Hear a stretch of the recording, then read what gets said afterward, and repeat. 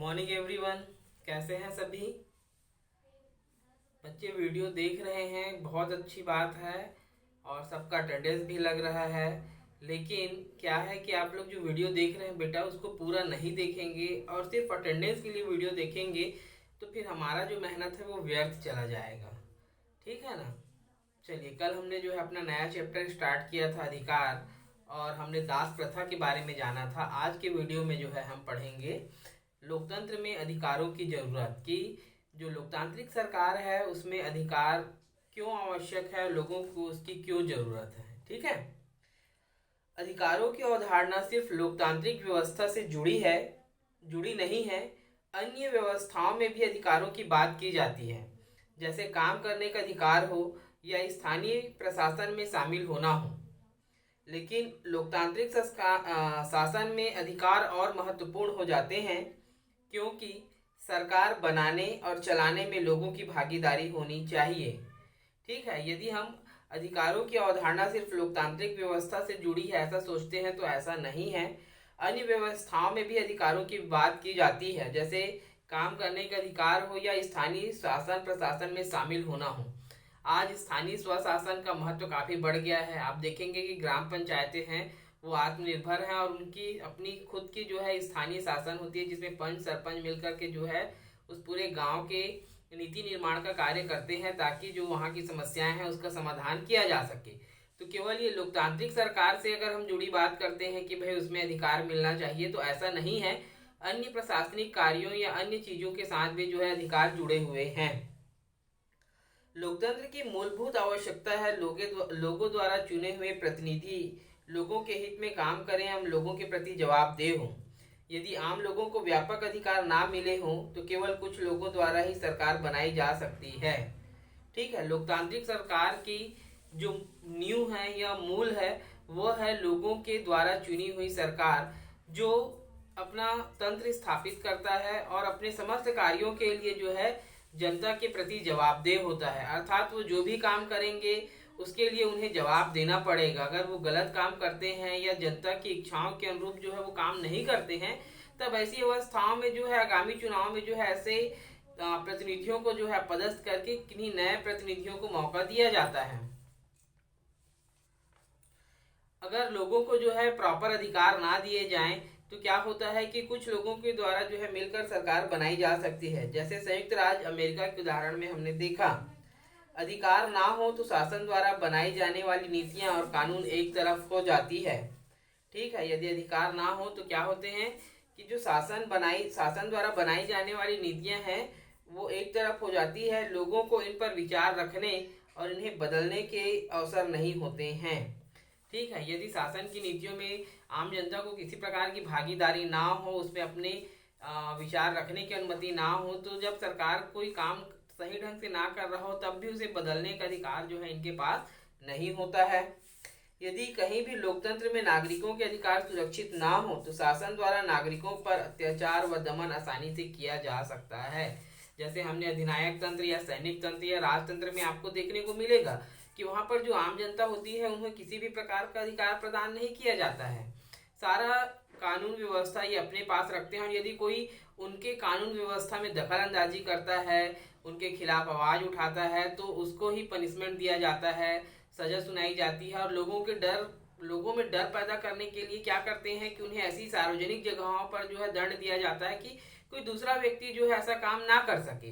लेकिन लोकतांत्रिक सरकार में यदि आपके पास अधिकार हैं तो आप अपने अधिकारों के लिए लड़ सकते हैं।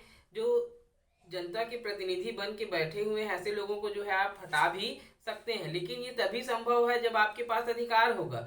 लेकिन हम अगर निरंकुश तंत्र या अधिनायक तंत्र वाले शासन में है तो हमारे पास इस प्रकार के कोई अधिकार नहीं होंगे और ना ही हम जो है उसे क्या कर पाएंगे, उसे उसके पद से हटा पाएंगे। उल्टा जब कभी हम उसका विरोध करेंगे तो हमें हमें ही जो है पनिशमेंट मिलेगा, सजा दी जाएगी। अधिकार सभी मनुष्यों के लिए जरूरी है, इसलिए लिंग, रंग, नस्ल, जाति, धर्म, क्षेत्र या अन्य किसी आधार पर जो है अधिकारों को देने में भेदभाव नहीं किया जाना चाहिए। ठीक है। अधिकार सभी मनुष्यों के लिए जरूरी है, चाहे वह किसी भी जाति, धर्म, लिंग, संप्रदाय का हो या कहीं भी किसी भी स्थान पर रहता हो, क्योंकि मनुष्य तो सभी एक जैसे हैं। अगर हम कलर, रंग और नस्ल के आधार पर भेद करेंगे तो गलत बात है, क्योंकि सभी को जो भी चीजें हैं आवश्यकताओं की, वो समान रूप में ही चाहिए। हमने अमेरिका के बारे में पढ़ा था कि वहां पर जो अश्वेत लोग हैं उनको सार्वजनिक स्थानों, पार्कों और सार्वजनिक जो परिवहन के साधन हैं उसमें जो है उन्हें बराबरी का दर्जा नहीं था, अर्थात जो श्वेत लोग थे उनके साथ उन्हें बैठने या उनके बराबरी करने का दर्जा प्रदान नहीं किया गया था। बाद में जो है जूनियर किंग के नेतृत्व में, मार्टिन लूथर जूनियर किंग के नेतृत्व में जो है वहां पर व्यापक आंदोलन किए गए थे कि एक बस में जो है रोजा पार्क जो महिला है उसके साथ जो है व्यवहार गलत किया गया था। तब जो है अश्वेत लोगों ने जो है अधिकारों के लिए लड़ा और बाद में जो है उन्हें मताधिकार और समानता का दर्जा प्रदान किया गया था। तो वैसे ही लोकतांत्रिक जो भी देशें हैं उसमें अधिकार इसलिए आवश्यक है क्योंकि वो उनके व्यक्तित्व का विकास करते हैं। यदि हम उन अधिकारों को देने के लिए जाति, धर्म, नस्ल आदि के बारे में भेदभाव करते हैं तो गलत है, क्योंकि सभी मनुष्य एक समान हैं। यदि कुछ लोगों को अधिकारों से वंचित किया जाता है तो इसका अर्थ यह भी है कि उन्हें जीवन में आगे बढ़ने से रोका जा रहा है। स्वतंत्र व्यक्ति के अधिकार हमें सृजनात्मक और मौलिक होने का मौका देते हैं। जैसे संगीत, नृत्य, लेखन आदि में हम मौलिक रचनाएं करते हैं। शिक्षा का अधिकार हमें विकसित करने में मदद करता है, हमें जीवन में सूझबूझ के साथ चलने में सक्षम बनाता है। अर्थात अधिकार राज्य द्वारा व्यक्ति को दी गई कुछ कार्य करने की स्वतंत्रताएं या सुविधाएं हैं, जिससे व्यक्ति अपना शारीरिक, मानसिक एवं नैतिकतापूर्ण विकास कर सकता है। ठीक है, हम व्यक्ति को स्वतंत्रता का अधिकार प्रदान करते हैं। जब उन्हें स्वतंत्रता मिलती है तो उनके मन में रचनात्मक कार्य, नई नई खोजें, सृजनात्मक चीजें पैदा होती है जो देश के विकास में भी सहायक होती है। वैसे ही शिक्षा के अधिकार से लोगों के मन में जो है विचारों में फैलाव आता है। ठीक है, वे अच्छे बुरे और क्या करना चाहिए, क्या नहीं करना चाहिए, इस चीज को बखूबी सीखता है।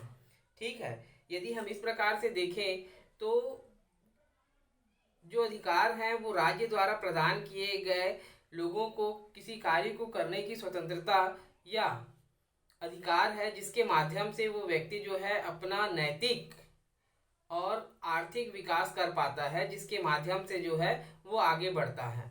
अतः प्रत्येक लोकतांत्रिक सरकार में अधिकारों का होना बहुत आवश्यक है। यदि लोगों को उनके अधिकार प्राप्त नहीं होंगे, यदि उन्हें किसी कार्य करने की स्वतंत्रता नहीं होगी, तो क्या होता है, जब आपको किसी एक जगह पर बांध दिया जाता है और आपकी आज़ादी छीन ली जाती है तो आपकी जो मनोवृत्ति है वो संकीर्ण हो जाती है, आपके विचार जो है किसी एक चीज में ही ठहर जाते हैं।